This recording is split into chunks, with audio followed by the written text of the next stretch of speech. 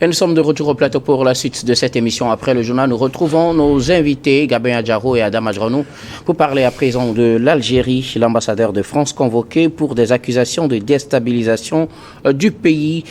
L'information a été donnée par des médias algériens. Le ministre algérien des Affaires étrangères aurait convoqué la semaine dernière l'ambassadeur de France en Algérie pour lui porter une ferme protestation de l'Algérie contre des manœuvres de l'État français à travers la DGSE, le service de renseignement français, qui aurait tenté ou qui serait en train de recruter dans les rangs des terroristes, des anciens terroristes algériens, dans l'objectif de déstabiliser le pays.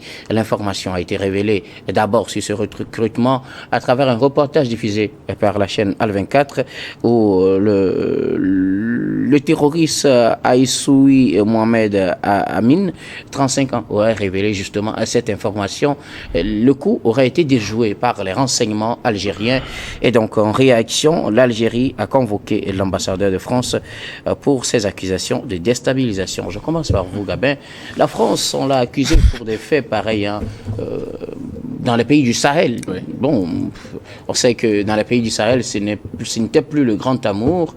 Et ces informations n'ont pas encore fini quand on apprend qu'en Algérie aussi, on accuse la France de vouloir déstabiliser le pays.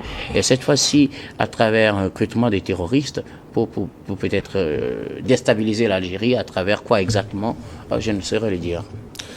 Vous savez, ce n'est pas du tout surprenant parce que nous savons comment les choses se passent actuellement. Si toi seul, tout le monde te pointe du doigt, c'est qu'à un moment donné, tu dois te poser et tu dois te remettre en question, tu dois te remettre en cause par rapport à un certain nombre de choses.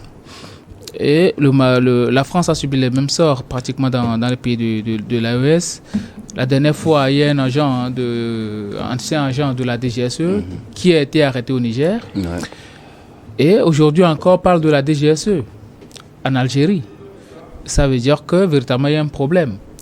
La France et l'Algérie ont toujours eu des dissensions par moment, mais qui ne durent pas trop. Ça a toujours été éphémère et ils reprennent de plus belles leurs relations. Mais ils n'ont jamais parlé de déstabilisation. Depuis quelques mois, oui. C'est compliqué entre la France et l'Algérie. C'est très compliqué. Diplomatiquement, c'est très compliqué. Ouais. Depuis la réconciliation de la France avec le Maroc, les relations avec l'Algérie se sont beaucoup plus envenimées. Donc, à un moment donné, on sait très bien que aujourd'hui, les entreprises françaises en Algérie souffrent économiquement parce que l'État algérien les taxe énormément. Pratiquement 4500 entreprises françaises qui sont en Algérie, qui recrutent des centaines de milliers de personnes, aujourd'hui, ils ont quand même du mal à s'en sortir parce que l'État algérien les cadenasse de partout. Mais de là à vouloir déstabiliser un État, ça pose un certain nombre de problèmes. Et pour quelles raisons la France irait déstabiliser l'Algérie, qui est quand même, on dit souvent, le prolongement de la France. Donc ça pose un certain nombre de problèmes.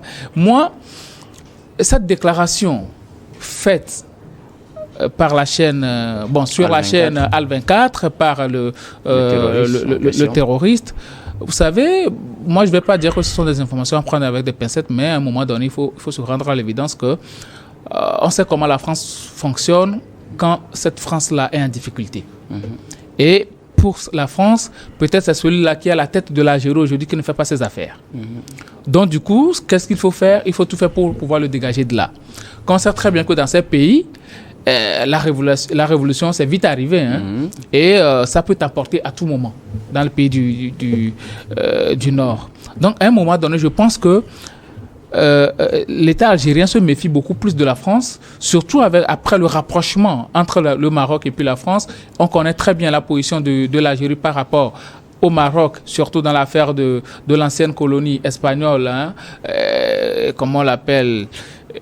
J'oublie un peu. Donc, pour moi, à un moment donné, je pense que la moindre des choses, c'est d'arriver quand même à reconnaître un peu ses responsabilités dans ces affaires. C'est vrai, l'ambassadeur français a été convoqué par l'Algérie. Je ne sais pas ce qu'ils ont eu à dire, puisqu'il n'y a pas d'information qui a été sortie, il n'y a pas de déclaration qui a été faite. Donc, je pense qu'à un moment donné, il faut pouvoir changer. Et la France aussi doit changer de paradigme par rapport à son fonctionnement. Parce qu'on l'a toujours eu à le voir. Depuis le temps ancien, après les indépendances, quand la France est sentie en difficulté, qu'est-ce qu'ils ont fait? Ils ont perpétré des coups d'État un peu partout pour mettre leur valet à la tête des États. Donc aujourd'hui, à chaque moment qu'ils se trouvent dans des difficultés, qu'est-ce qu'ils font? Ils font tout pour pouvoir enlever celui-là qui est à la tête de l'État, qui pour eux peut-être est en train de leur faire subir un affront, de les enlever et puis de placer un pion là-bas. Donc pour moi, je ne vais pas aller trop loin pour le moment. Sûrement, on va encore revenir, mais cette déclaration, pour moi, me fait un peu froid dans le dos, quand on sait très bien que dans beaucoup de pays, la France a été citée comme un mauvais exemple, le Mali et autres là, avec les histoires d'espionnage et autres. Donc, pour moi, vraiment, ça devient une catastrophe quand même pour la France et aucun État en Afrique aujourd'hui ne va plus vouloir de la France parce que pour eux, ça va représenter quand même une gangrène. Alors, Adam Adjrono, à part les pays du Sahel, pour qui c'est devenu très fréquent ces accusations contre la France, c'est l'Algérie qui accuse désormais la France de vouloir la déstabiliser à travers le recrutement de terroristes, des informations divulguées par la chaîne algérienne Al-24. Oui, vous savez, loin de nous de porter un regard, en tout cas critique, sur cette information qui, je le rappelle, on dit que c'était une information antidatée qui a ressurgi, en tout cas ces 2 jours, puisque l'information n'est pas nouvelle. C'est pas en effet, ce serait déroulé, voilà. Du moins la déclaration a été diffusée la semaine dernière. Tout à fait. Et l'ambassadeur a été également convoqué la semaine dernière. Ouais.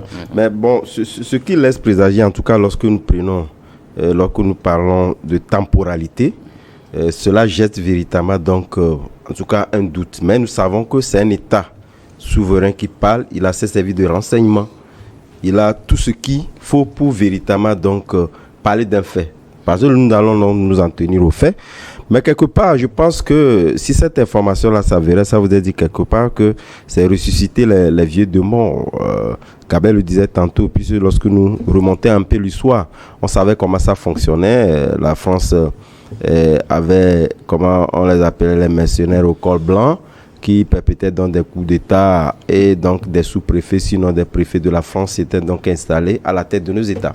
Mais je pense que depuis un moment, ça a disparu, et surtout l'AES nous a montré vigoureusement que ce sont des attitudes qui ne peuvent plus, en tout cas, faire avec donc nos États. Je pense que la France même a commencé donc à comprendre, puisque lorsque nous prenons un certain nombre de faits liés en tout cas à nos pays qui ont commencé véritablement par imposer un certain nombre de respects liés à cette souveraineté-là, réclamée par cette nouvelle génération. On a vu récemment donc avec le Tchad, mais également d'autres pays où, sans le dire, où la France ne peut plus aujourd'hui venir donc imposer quoi que ce soit.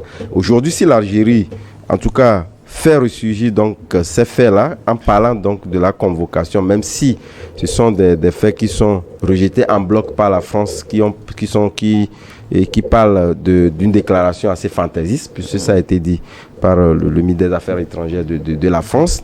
Ce qui est sûr, c'est que il y a eu un djihadiste reconnu comme tel qui a fait dans cette déclaration. Donc on ne peut pas dire que ce sont des déclarations qui sont fausses dans l'absolu. Il faudrait quand même que la France même soit conséquente, puisque la plupart du temps, lorsque ce genre de choses surviennent, pour la plupart, en première vue, la France tend donc à les rejeter. Mais lorsqu'on pousse pour après, on voit même des événements historiques où la France aujourd'hui a commencé déjà par changer de langage. Donc quelque part, c'est vrai, si même nous savons que l'Algérie et la France, ce n'est plus quand même cet amour-là, et surtout lié donc à la question de Sahraoui, qui est là où Macron a jeté donc le pavé dans la mare et qui n'a pas été du tout du goût de l'Algérie. L'Algérie a pris, en tout cas d'une manière décisive, cette distance vis-à-vis de la France. Donc quelque part, il faudrait quand même qu'on puisse donc chercher à pouvoir donc corriger un tort, parce que quelque part on dit, lorsque vous regardez, mais on lui a demandé d'aller au Niger donc consulter donc des groupes armés. Ça voudrait dire quelque part que la France, ou sinon on sait que les groupes terroristes aujourd'hui sont beaucoup plus calqués au niveau, puisqu'on avait parlé d'une union entre eux, une union qui avait donc été en tout cas menacés par ces groupes-là. Ça veut dire quelque part que les pistes, puisque si nous regardons bien dans les lignes, on nous a dit qu'il y avait donc une alliance entre les groupes terroristes, c'était sur les territoires nigériens. Donc ça veut dire quelque part que si ces indices-là sont donnés, on ne peut quand même pas dire que ce sont des indices qui sont donc fausses. Ça veut dire quelque part qu'il y a des éléments qu'on peut tirer. Donc je pense que la France, au lieu de les rejeter en bloc, devait être conséquente envers elle-même et trouver, même si ce n'est pas l'État, en tout cas français, qui aurait donc commandité donc ces atroces-là, il faudrait quand même qu'ils puissent donc la direction générale de la sécurité extérieure puisse puiser davantage pour sortir des éléments que de pouvoir donc analyser les faits d'une manière sur la forme et nous sortir en tout cas des arguments qui ne tiennent pas la route. Quand même, aujourd'hui, on sait que les pays africains sont assez regardants sur certaines attitudes qui étaient courtes par le passé et qui ont causé du tort à nos pays et ne sont pas prêts à pouvoir donc s'aventurer dans les mêmes logiques. Donc je pense que au lieu de les rejeter, il faudrait quand même qu'on puisse fouiller davantage, voire nous amener des éléments factuels qui puissent donc constituer ou opposer cette version algérienne que de pouvoir donc se baser sur des faits superficiels qui ne nous conviennent pas en réalité. Alors, la France, pour le moment, ne reconnaît pas en tout cas ces accusations. Il est rare aussi de voir la France reconnaître ces faits. Mais comme je le disais, ce n'est pas la première fois que la France est accusée. Au regard des relations entre la France et l'Algérie, qu'est-ce qui aurait pu expliquer, si ces faits sont avérés, que la France s'engage dans une telle démarche, c'est-à-dire recruter des terroristes ou déstabiliser un pays comme l'Algérie? Non, la France ne va jamais reconnaître ces allégations qui sont faites à son endroit. C'est tout à fait normal. Mais qu'est-ce qui aurait pu justifier un comportement comme un tel comportement? Depuis belle lurette, notamment on l'a constaté en 2022, les relations qui étaient véritablement très froides entre la France et surtout le nouveau régime. Actuellement, selon les déclarations quand même de l'État algérien, l'ambassade française était en train quand même de recevoir des gens hostiles au pouvoir en place actuellement. Donc, à un moment donné, bon, la France est en train de pouvoir s'imposer quand même. La France ne veut pas partir comme ça parce qu'on est en train de voir une certaine volonté indépendantiste de la part de l'Algérie par rapport à la France, même côté économique. Quand on sait très bien que quand même la France est le premier importateur quand même de l'Algérie quand même est le premier marché de la France en Afrique. Donc à un moment donné, l'Algérie est en train de s'émanciper et ne veut plus un certain nombre de choses et ne veut plus quand même laisser son marché libre à la France. Donc à un moment donné, la France se voit un peu menacée par rapport à un certain nombre de choses. Et la position de la France par rapport au Sahara occidental, j'en viens finalement au Sahara occidental, à un moment donné, la France ne s'entendait pas à une réaction aussi véhémente de la part de l'Algérie. Mais bizarrement, l'Algérie... On n'allait quand même pas s'attendre à ce que l'Algérie applaudisse. L'Algérie ne va pas applaudir. Cette décision de la France de reconnaître la souveraineté du Maroc sur le Sahara occidental. L'Algérie ne va pas applaudir. Mais la France n'imaginait pas que cette portion de terre-là était tellement importante pour l'Algérie aussi pour pouvoir asseoir sa souveraineté. Même si l'Algérie ne discute pas directement la souveraineté de cette portion de territoire avec le Maroc, l'Algérie soutient ceux-là qui sont en confrontation avec les Marocains. Donc, à un moment donné, la France se dit, bon, peut-être on va négocier un peu et puis faire une déclaration. Et l'Algérie va accepter puisque bon, nous avons des relations séculaires. Mais aujourd'hui, l'Algérie est dans une autre dimension. Donc, maintenant, la France n'aime pas les affronts. Celui-là qui est en place aujourd'hui, si on arrive à le déstabiliser et puis à placer un pion, ça va beaucoup plus aider. En plus, la déstabilisation a toujours servi les États impérialistes. Donc, pour eux, quand il y aura du désordre, ils pourront profiter pour pouvoir placer quelqu'un et asseoir encore une fois de plus leur puissance sur le pays. Donc, on ne fait rien pour rien. La France n'a jamais rien fait pour rien. Ils sont en train de jouer sur, comment on le dit, ils sont en train de jouer quand même sur une portion très importante du pouvoir algérien, à savoir déstabiliser l'État. On sait très bien que le président algérien actuel n'est pas en de bons termes avec la France.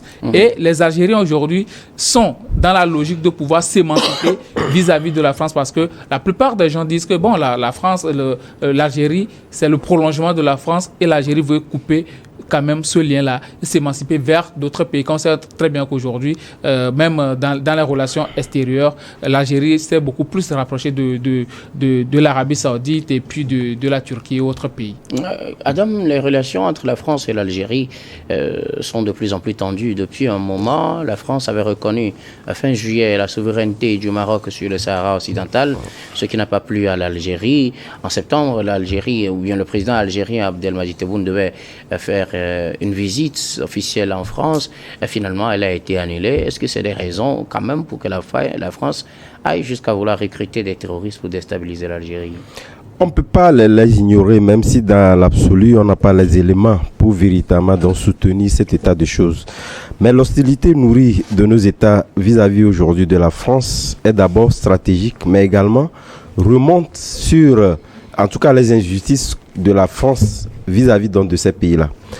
Vous l'avez dit, lorsque vous prenez l'histoire, on l'a dit, puisque l'Algérie était considérée comme un prolongement de la France, et les accords également avec la France n'étaient pas totalement dans l'avantage des pays algériens. Mais lorsqu'aujourd'hui vous redessinez, en tout cas cette cartographie-là, que vous voulez véritablement qu'un certain nombre d'accords puissent être revus de toutes les façons, étant donné que on a toujours dit les pays n'ont pas d'amis, ils ont que les intérêts, ça veut dire quelque part que ce sont les intérêts de la France qui sont menacés à tout point de vue. Donc face à ces intérêts-là, la France également a pris des décisions, parce que lorsque vous parlez de la question sahraoui, qui était une décision historique, rares sont les puissances qui ont pu véritablement donc dire clairement, en tout cas prendre cette position vis-à-vis donc, du Maroc. C'est quand même rare, et justement c'est audacieux de la part du président français. Mais cette audace-là est répliquée également sur en tout cas ces injustices-là causées par la France et qu'on veut véritablement donc corriger aujourd'hui, qui peut donc expliquer la question que vous avez posée. Merci beaucoup à vous tous pour vos contributions. Nous allons marquer une nouvelle pause, puis on reviendra tout à l'heure pour la dernière partie de cette émission, dernière partie que nous allons bien évidemment consacrer au Togo.